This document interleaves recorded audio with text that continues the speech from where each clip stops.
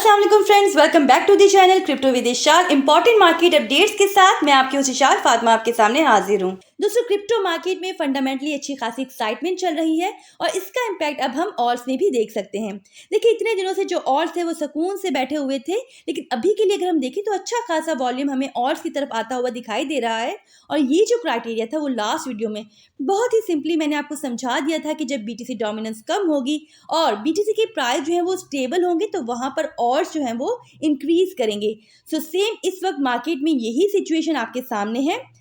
होता क्या है ना कि जब बीटीसी एक बड़े पंप के बाद स्टेबिलिटी की तरफ आता है तो उस वक्त मनी का जो फ्लो है वो ऑर्स की तरफ आता है।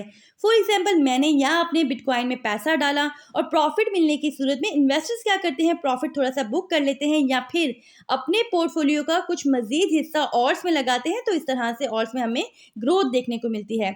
तो दोस्तों, फिलहाल ये सारी एक्साइटमेंट है most awaited approval BTC spot ETF को लेके, और ये जस्ट एक बिगनिंग है। अगर तो यहाँ स्पॉट बीटीसी ईटीएफ को ग्रीन लाइट मिल जाती है तो ये जो अप्रूवल है मेजर माइलस्टोन को मार्क करेगा डिजिटल एसेट की हिस्ट्री में। क्योंकि आप देख सकते हो गोल्ड का चार्ट आपके सामने है, जहां पर जब गोल्ड का फर्स्ट ईटीएफ अप्रूव हुआ था तो क्या जबरदस्त रैली देखने को मिली थी गोल्ड के प्राइस में। देखिए फ्रेंड्स, अगर इस तरह से हम देखें ना तो बीटीसी स्पॉट ईटीएफ का जो अप्रूवल है वो एक डिमांड शॉक पैदा कर सकता है, क्योंकि बीटीसी की जो सप्लाई है वो तो लिमिटेड है।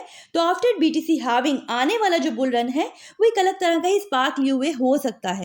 अच्छा, इस चार्ट को देखें। ग्लोबल प्रोजेक्ट मार्केट वैल्यू में बिटकॉइन इस वक्त 9th पोजीशन पर है $859 बिलियन की मार्केट वैल्यू के साथ, और टॉप 1 पर है गोल्ड 13.7 ट्रिलियन के साथ। इसके बाद एप्पल है एंड सो ऑन। अब अगर बीटीसी के प्राइस $69,000 तक जाते हैं दोबारा तो 1.3 ट्रिलियन की मार्केट वैल्यू के साथ बीटीसी की जो पोजीशन है वो एनवीडिया की पोजीशन को हिला सकती है। और यहाँ जो बीटीसी की प्राइस के लिए नेक्स्ट प्रेडिक्शन है $1 लाख की, तो 19.5 ट्रिलियन की मार्केट वैल्यू के साथ वो गोल्ड को भी हटा सकती है। इमेजिन करें, इस पॉसिबिलिटी के साथ हम सब पार्टिसिपेट कर रहे हैं इस प्रोसेस में। अब क्या है ना कि क्रिप्टो करेंसी की यही जो पॉपुलैरिटी है वो यूएस गवर्नमेंट से हजम नहीं हो रही। सीएनबीसी को इंटरव्यू देते हुए सेनेटर एलिजाबेथ वारन ने अच्छे खासे हार्श कमेंट्स दिए हैं क्रिप्टो करेंसी के अबाउट, कि क्रिप्टो करेंसी एक थ्रेट है, बहुत से क्राइम्स में ये इन्वॉल्व है, टेररिस्ट फाइनेंसिंग में इन्वॉल्व है, ड्रग ट्रैफिकिंग में इन्वॉल्व है। तो यहाँ पर बैंक सीक्रेसी एक्ट को अपडेट करने की जरूरत है ताकि क्रिप्टो करेंसी को लेके जो कि एक न्यू थ्रेट है उसे हैंडल किया जा सके। तो दोस्तों, इस तरह के जो कमेंट्स हैं वो कहीं ना कहीं यूएस गवर्नमेंट की तरफ से आते रहते हैं क्रिप्टो करेंसी को लेकर। Beside of this harsh comments कई इंपॉर्टेंट डेवलपमेंट्स चल रही हैं बीटीसी स्पॉट ईटीएफ को लेके, और ये जो डेवलपमेंट्स हैं कहीं ना कहीं कह सकते हैं कि एसईसी की मजबूरी ही है, क्योंकि कोर्ट रूलिंग में ग्रे स्केल के अगेंस्ट इन्हें शिकस्त मिली थी। साथ ही साथ ब्लैक रॉक एंड फाइडेलिटी जैसे बड़े बड़े जॉइंट्स ने भी यहाँ पर एंट्री ले ली है। तो रिसेंट डेवलपमेंट के अकॉर्डिंग एक तो फाइडेलिटी की भी मीटिंग हुई है एसईसी से बीटीसी स्पॉट ईटीएफ की रिगार्डिंग, ताकि एडिशनल क्लैरिफाई किया जा सके इस एप्लीकेशन को। 6 जो यहाँ पर पर्सनल है वो एसईसी की तरफ से और 9 इंडिविजुअल्स जो हैं वो फाइडेलिटी की तरफ से मीटअप किए हैं, और यहाँ पर डिस्कशन हुई है वर्किंग्स पर। दूसरा दोस्तों, फाइडेलिटी का स्पॉट बीटीसी ईटीएफ यहाँ पर लिस्ट हुआ है डीटीसीसी पर। DTCC means deposit trust and clearing corporation पर। टिकर सिंबल है एफबीटीसी। देखें, प्रीवियसली यहाँ पर ब्लैक रॉक और इन्वेस्को गैलेक्सी जो है वो अपीयर हुए थे, यहाँ पर लिस्ट हुए थे।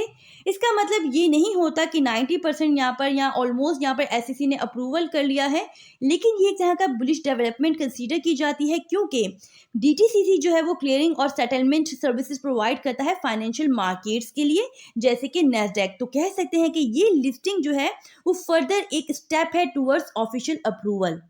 और दोस्तों, यहाँ मैं आपको एक और अपडेट भी दे दूं कि स्पॉट बीटीसी ईटीएफ की जो एसईसी टॉक है वो एडवांस स्टेजेस में एंटर हो चुकी है। रियूटर्स के प्लेटफॉर्म की रिपोर्ट के अकॉर्डिंग ये डेवलपमेंट टेक्निकल डिस्कशन तक जा पहुंची है, और जहां बात आ जाती है टेक्निकल लेवल पर पहुंचने की तो इसका मतलब है कि यहाँ पर प्रोसीजर में मजीद प्रमोशन हो रही है। देखिए, ये याद रखें कि 90% यही एक्सपेक्टेशंस हैं कि अप्रूवल जो है वो मिल जाएगा।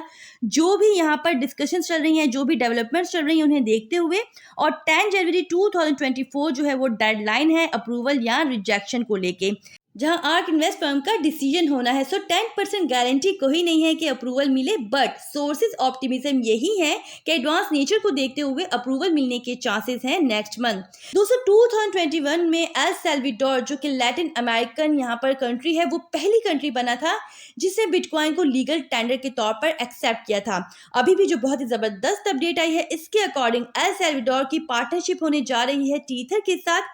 ऑलरेडी वी नो दैट कि कंट्रोवर्सी चल रही है यूएस की टीथर के अराउंड, तो ये एक अहम डेवलपमेंट है। तो ये जो पार्टनरशिप है कंट्री की सिटीजनशिप स्टार्ट कर रही है, और अनाउंसमेंट ये है कि सिटीजनशिप जो है वो दी जाएगी 1000 लोगों को जो $1 मिलियन को बीटीसी और टीथर में इन्वेस्ट करेंगे कंट्री के अंदर ही। और ये 1000 लोगों का कोटा अगर फिल होता है तो ये $1 बिलियन लाएगा एल सल्वाडोर में। वो लोग जो इनिशियली कंट्री में इन्वेस्ट करेंगे उनके पास यहाँ पर राइट होगा लॉन्ग टर्म एम्प्लॉयमेंट का, और ये जो राइट लेटर है वो कन्वर्ट हो जाएगा सिटीजनशिप में। तो देखिए इसी तरह से जो टाइमली ट्रेंड को पहचान लेती हैं वही कौमें तरक्की करती हैं। अच्छा, यहाँ पर सीजी को लेके भी बहुत बड़ी अपडेट है मेरे पास। देखिए सीजी जो है वो स्टक हो चुके हैं यूएस में ही अंटिल सेंटेंसिंग, जो कि एक्सपेक्टेड है फेब 2024 में। यानी यहाँ पर जो यूएस जज की रूलिंग आई है उसके अकॉर्डिंग बाइनेंस के फाउंडर और फॉर्मर सीईओ सीजी जो है वो यूएई नहीं जा सकते अपनी सेंटेंसिंग से पहले। $175 मिलियन की जो बॉन्ड है उन पर इन्हें जमानत मिली थी, और इनिशियली यही यहाँ पर डिसाइड हुआ था कि वो यूएई जा सकते हैं जहाँ पर उनकी फैमिली है। सो यहाँ पर प्रोसिक्यूटर जो है यूएस के, उनकी तरफ से अपील की गई थी कि सीजी को यूएस छोड़ने की इजाज़त नहीं दी जाए क्योंकि फ्लाइट रिस्क है। जज ने यहाँ पर जो रूलिंग दी है वो इसी बेस पर दी है क्योंकि इनके अकॉर्डिंग जो सीजी हैं वो इनफ वेल्दी हैं, और ये जो इन्होंने जमानत जमा कराई है वो कोई खास अहमियत इनके लिए नहीं रखती। साथ ही साथ यूएई से इन्हें सपोर्ट मिलने के चांसेस हैं, और हो सकता है कि सीजी जो है वो दोबारा से यूएस ना आए क्योंकि ऑलरेडी सीजी अपने पे लगी हुई तमाम एलिगेशंस को कबूल कर चुके हैं। तो इस वक्त सीजी के अराउंड अच्छी खासी नेगेटिविटी मौजूद है। दोस्तों आज के लिए इतना ही। उम्मीद करती हूँ कि आपको वीडियो पसंद आई होगी। अगर ऐसा है तो ज़्यादा से ज़्यादा लाइक्स चाहिए आपकी तरफ से। साथ ही साथ अपना फीडबैक कमेंट्स के थ्रू ज़रूर हम तक पहुँचाया करें। हमारे चैनल पर नए हैं, चैनल को सब्सक्राइब कर लीजिए, बेल आइकन को प्रेस कर लीजिए ताकि आने वाली कोई भी अपडेट आपसे मिस ना हो पाए। अपना बहुत ख्याल रखिएगा। Take care. अल्लाह हाफिज़।